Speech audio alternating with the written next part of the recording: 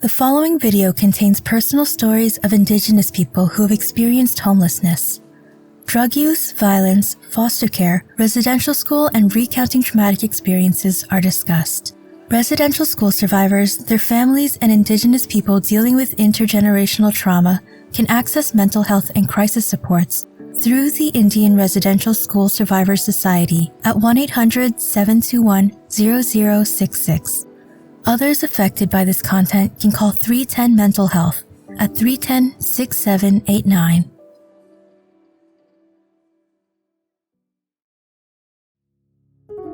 What was my history? What did my auntie, uncle, cousins, parents go through? I am Karina Morvan from the Nisga'a Nation. I come from the Whelp of Gitxuun. I remember one time sitting in the tall bushes and grass. I was happy as pie, sitting there and eating berries.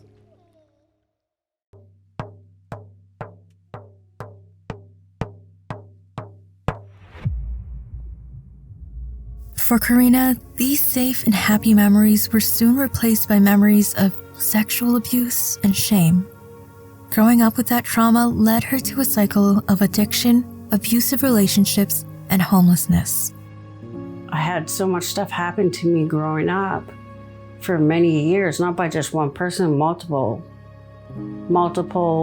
people have harmed me physically, emotionally, sexually, spiritually, and all that pain inside, it just hurt so much. I didn't want to be here. I didn't want to acknowledge it. I didn't want to feel it.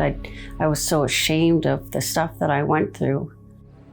Karina never lost sight of that happy and safe child, that dream of a home that brought the good medicine of food, play, innocence, and love. Home to me means safety, security, sense of belonging, trust, comfort. Just, like a sigh, like a relief of, just, I don't know, it's just like a warm feeling of just pure love. That connection. Homeless and fleeing from an abusive relationship, Karina arrived in Terrace with her 2 children. It would be the last time she would face having to live rough.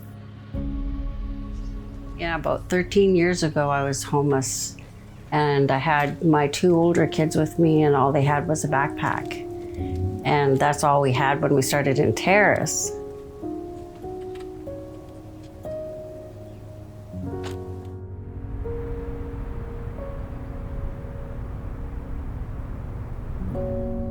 And so my healing started at Kassan, and I built myself up from there.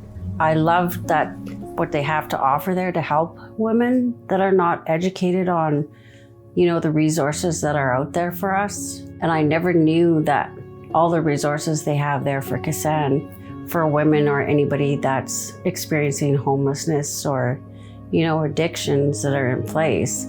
So that's where my healing journey started, was Kassan. And I remember talking with the link worker that helped me build my goals.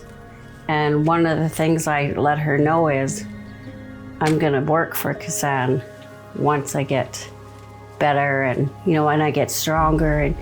And then she asked why, and I was like, well, I wanna give back to what was freely given to me and to be able to help other people. So many years down the line, so now I work for Kassan.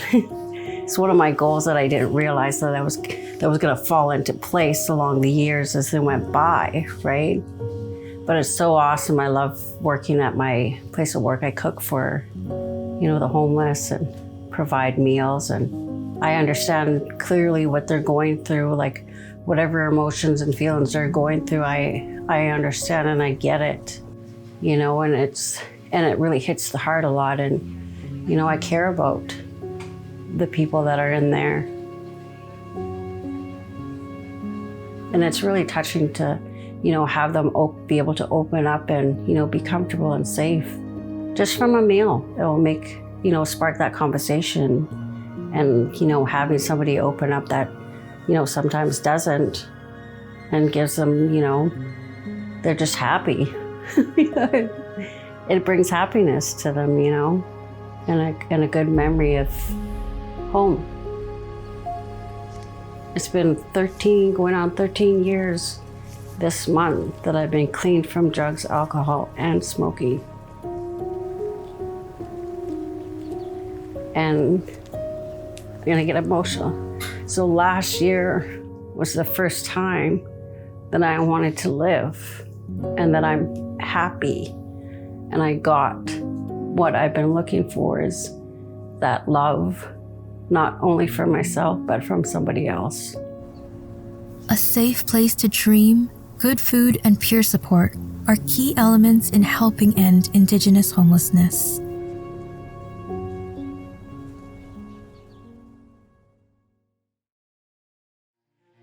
We're all part of the web of interconnections, and this means that change is the responsibility of every one of us. Learn more and get involved today.